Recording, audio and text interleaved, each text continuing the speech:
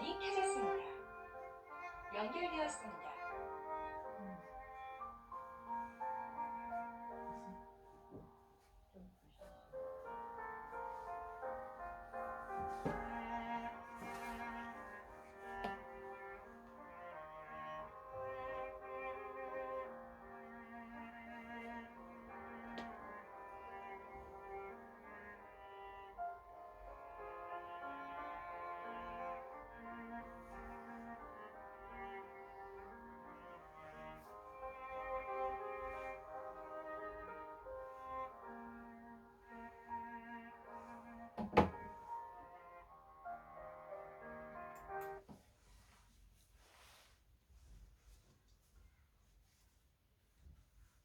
오늘 하나님 말씀은 창세기 1장 27절에서 28절까지입니다. 제가 읽겠습니다.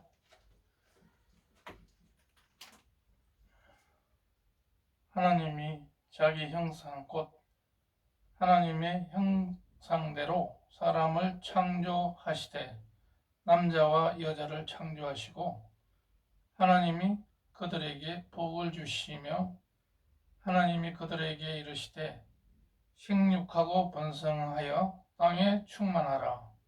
땅을 정복하라. 바다의 물고기와 하늘의 새와 땅에 움직이는 모든 생물을 다스리라 하시니라. 아멘. 소위 문화명령이라고 하는 하나님이 약속하신 하나님 나라의 교회에 약속하신 하나님께서 복을 주시겠다고 하는 그런 복 주시는 하나님. 하나님은 누구신가? 그것에 대한 말씀이 되겠습니다. 하나님은 무소부지하고 또 전지전능하시고 또 우주 만물을 창조하시고 그러한 분입니다. 그런데 우리 하나님의 계시의 말씀인 이 성경 창세기에서 1장에서 하나님의 형상으로 창조하시고 또 인간에게 복을 주시고 땅에 충만하고 땅을 정복하라고 이렇게 명령하시는 하나님인 것을 알 수가 있습니다. 그래서 우리는 하나님은 누구신가? 이런 제목으로 오늘 설교 말씀을 드리겠습니다. 구약에서는 하나님이 누구신가? 이것을 주제로 계속해서 말씀을 드릴까 합니다. 오늘은 창세기. 이 복을 주신다는 것은 창조 섭리로서 원복을 우리 인간에게 주시겠다 하는 것인데, 이 복을 주셨는데 하나님과의 관계가 깨졌기 때문에, 죄가 들어왔기 때문에 이 복을 날려버리는 그런 상황이 됐습니다. 복을 걷어차버린 것이 됩니다. 그 심리학자나 이런 이에치카의 사랑의 기술, 또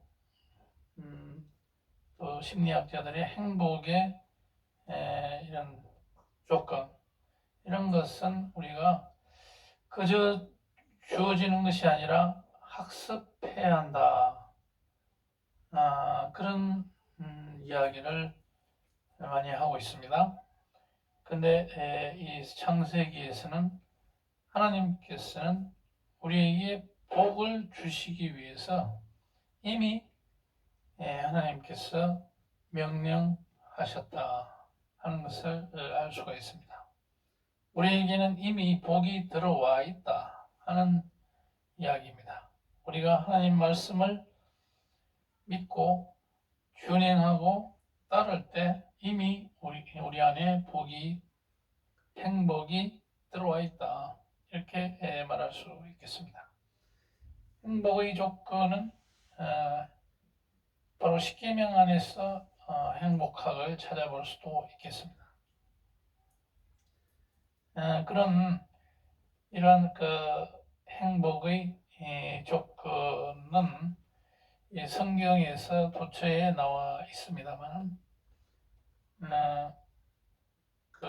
이 행복의 조건은 대체로 관계가 좋아야 됩니다. 심리학에서 보통 행복하려면 어떻게 해야 되느냐, 이것이 많은 경우에 주제로 되어 있습니다. 어떻게 하면 행복할까? 이것을 위해서 탐구를 많이 하고 있는 것을 볼 수 있는데,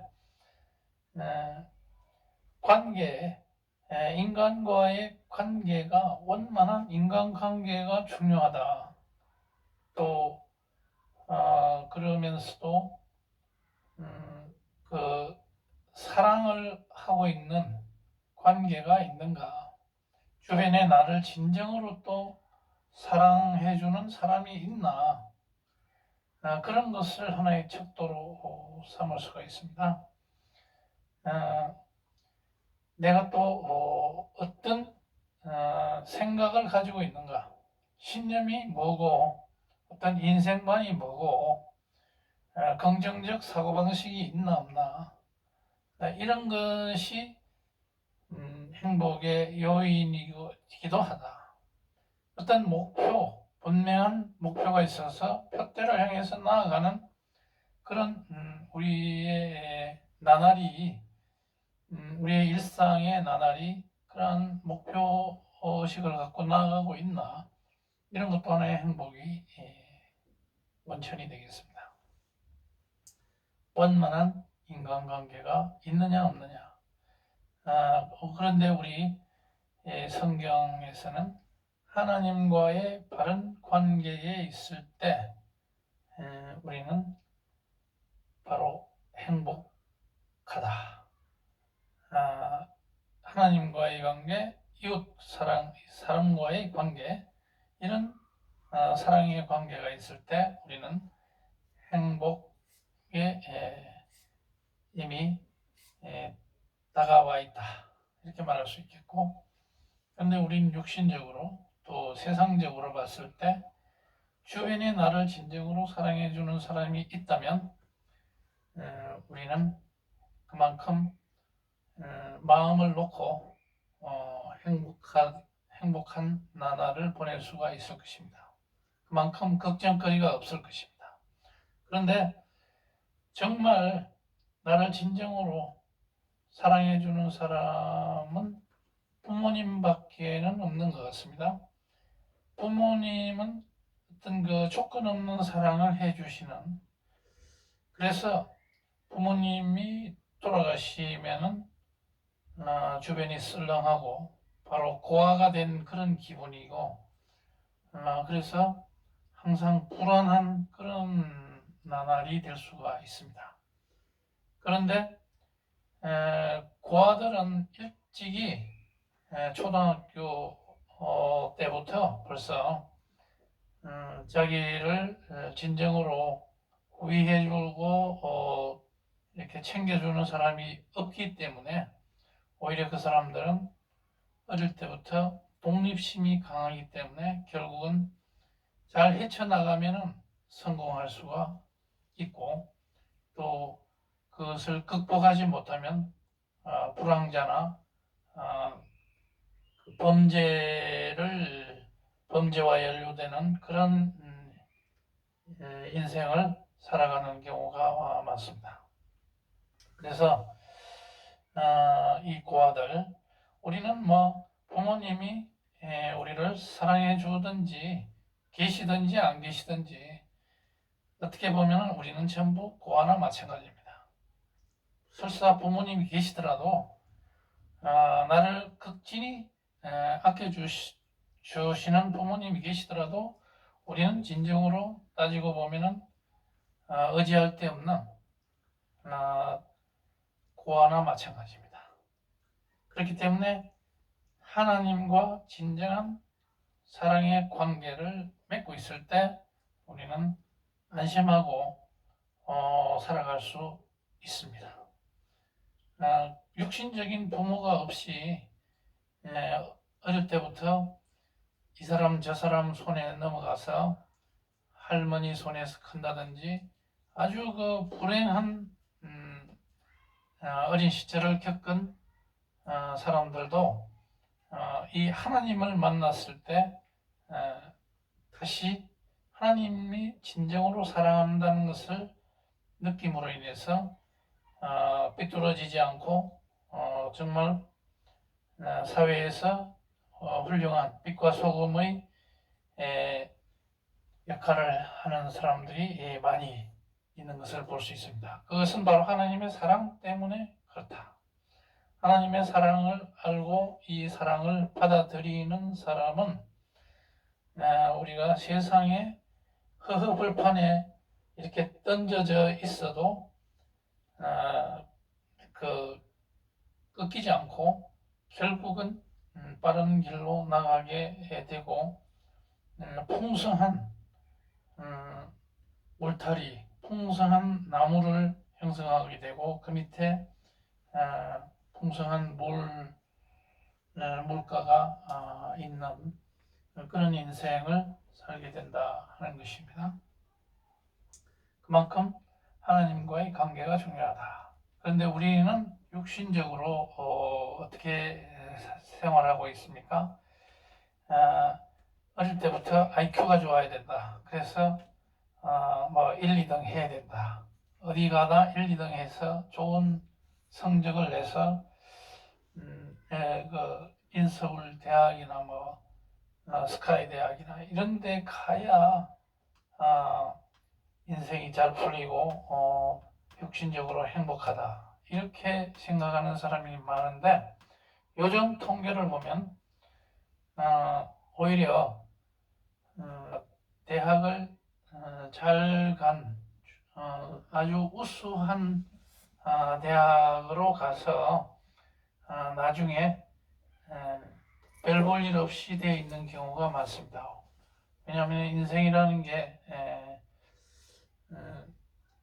그 자본주의 사회에서는 그 자기 머리가 좋음으로 인해서 IT 분야나 특수한 빌 게이츠 같은 스티브 잡스 같은 이런 IT 계열 이런 쪽으로 가서 자기 머리를 가지고 성공하는 사람이 있는가 하면 그런 좋은 두뇌를 가지고 있다 손 치더라도 돈벌이하고는 무관하고 정말 어렵게 살아가는 사람들이 많이 있는 것을 볼 수 있습니다.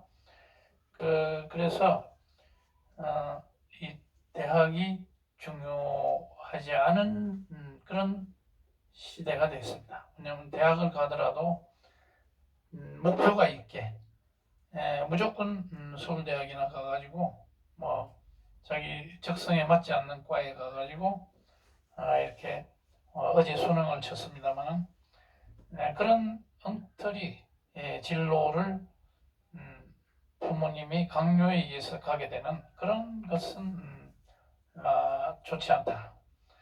그래서 보면 통계적으로 보면 남이 그렇게 알아주지 않는 그런 정말 그런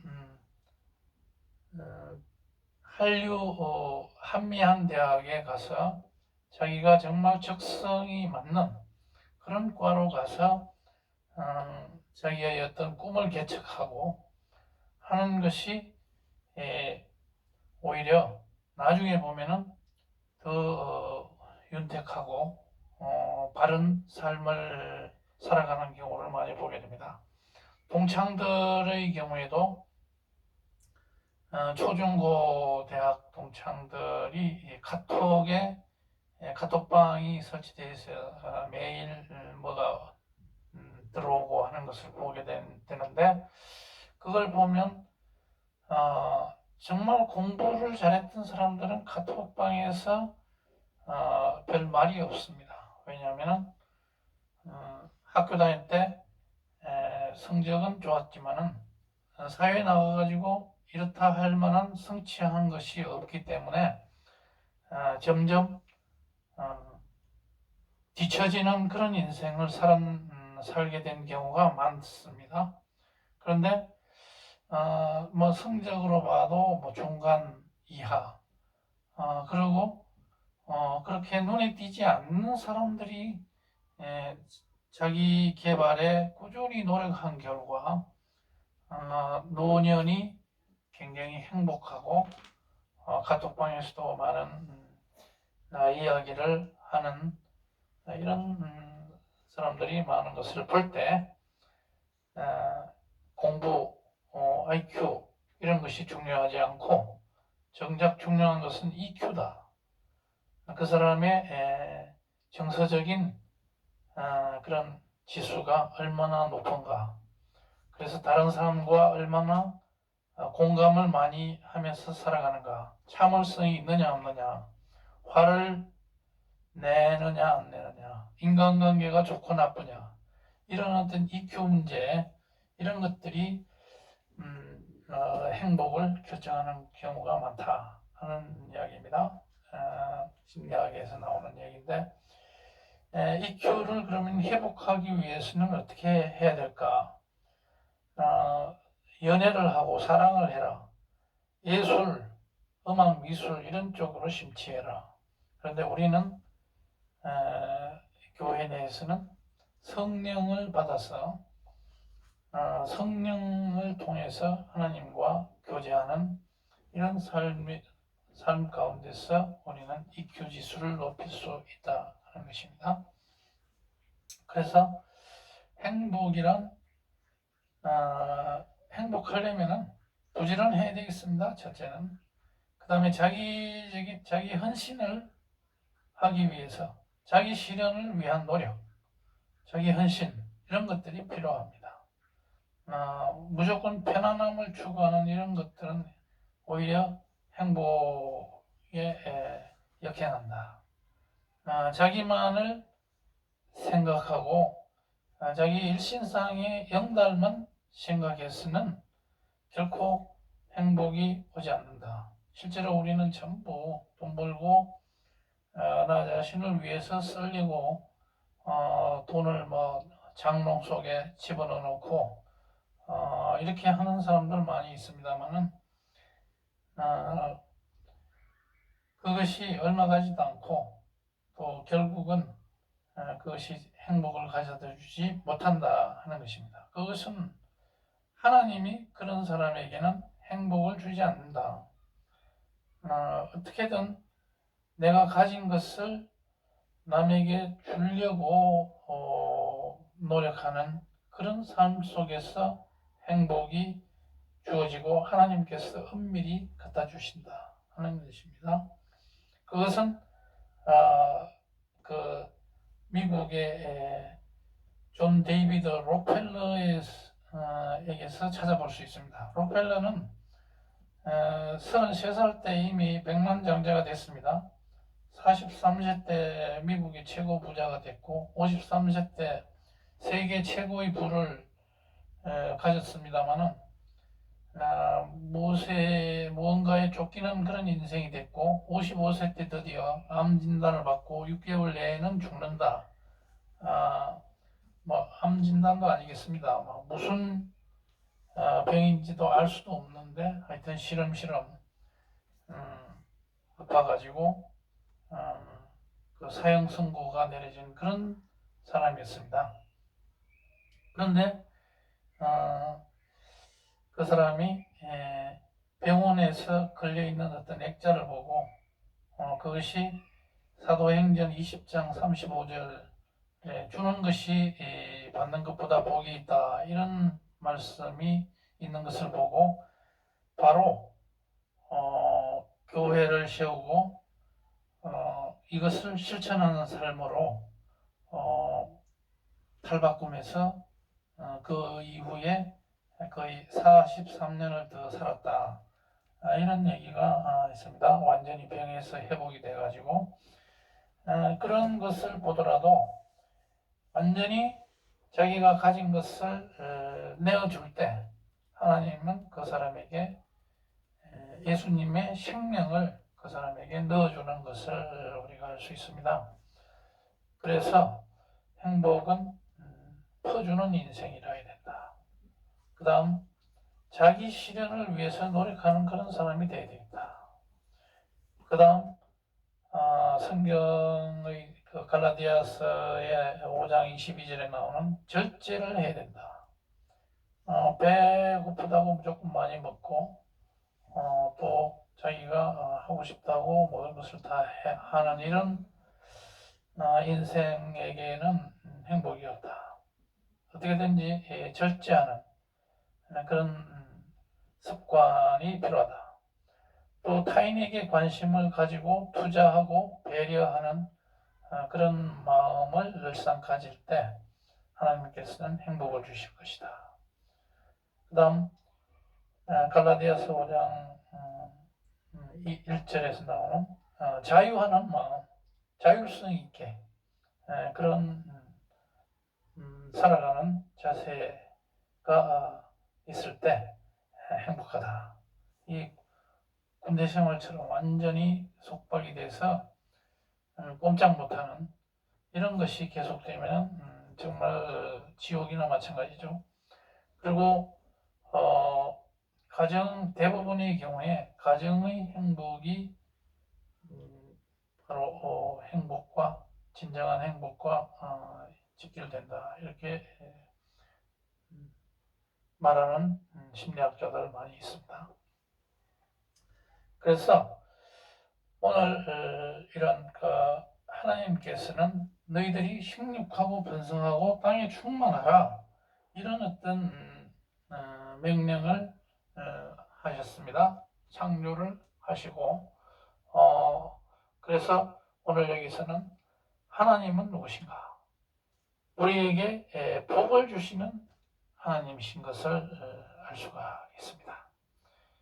이런 복을 주셨는데도 우리가 그 하나님과의 관계를 저버리고 하나님의 그 명령을 거스르고 그렇게 해서는 절대 우리가 하나님이 주신 이 복을 찾을 수가 없을 것이다. 그래서 행복은 부유한 것도 있습니다. 혁신적으로 우리가 부유할 필요도 있는데 그러한 나눔이 또한 그 나눔 가운데 하나님께서 우리에게 이런 행복을 알게 모르게 주신다 하는 것을 우리가 깨닫고 하루하루를 이 하나님 말씀 가운데서 살아가고 또 뭐겠습니까? 이 사회에서 지금도 광화문 광장에 민주주의를 위해서 또 주사파 척결을 위해서 애쓰고 계시는 이러한 정광훈 목사님 이런 많은 사람들이 있습니다. 여기에 우리가 십시일반으로 거기에 직접 동참하든지 그 계좌에 돈을 넣어줘서 그 사람들이 마을 자유마을을 가꾸는데 주사파를 척결하는데 우리가 적극적으로 동참해야 되겠습니다. 그렇지 않고 가만히 앉아서 우리 사회가 좋아질 것이다. 이렇게 해가지고는 절대 좋아지지 않습니다. 바로 주사파들이 우리 온 나라를 휩쓸고 종국에 가서는 북한 김정은에게 나라를 송두리째 넘겨주는 이런 일이 있어서는 절대 안 되겠습니다. 그래서 행동하는 정의, 행동하는 양심, 이런 행동하는 믿음, 행동하는 기도, 기도만 하고 행동하지 않는다면 그것은 또 기도하고 믿는다 하고 행동하지 않는 이런 삶은 진정한 믿음이라고 할 수가 없겠고, 우리의 행복을 남에게, 도둑놈에게 맡겨놓는 이런 꼴이 되는 것입니다. 그래서 우리는 이런 똑바로 생각을 가진 이런 사람들에게 힘과 지혜를 쏟아주는 이런 우리의 1천만 성도들이 돼야 되겠고, 또 지금 뭐 급한 것이 주사파 척결에 있는데 동성애라든지 또 WCC 문제라든지 NCCK 문제라든지 이런 그 좀 더 덜 중요한 국회 보수 정당이 다수당을 차지하게끔 1년 반 남아있는 이러한 총선에서 이길 수 있도록 힘을 모으는 것이 제일 중요합니다. 그렇게 되면은 동성애 문제도 해결되고 또 WCC 문제도 어느 정도 해결되고 뭐 대부분의 그다음에 차별금지법도 해결이 되고 그럴 것이기 때문에 거기에 우선순위가 뭔지를 분명히 이해하는 대형교회 목사들을 내가 충고하는 것입니다. 그 사람들에게 내가 충고하건대 사소한 일에 몰두하지 마라. 정말 진정으로 중요한 것이 뭔지를 깨닫고 거기에 동참하는 여러분이 됐으면 좋겠습니다. 오늘 다 같이 설교로서 기도로서 오늘 우리 이 나라를 건질 수 있도록 다 같이 기도하시겠습니다.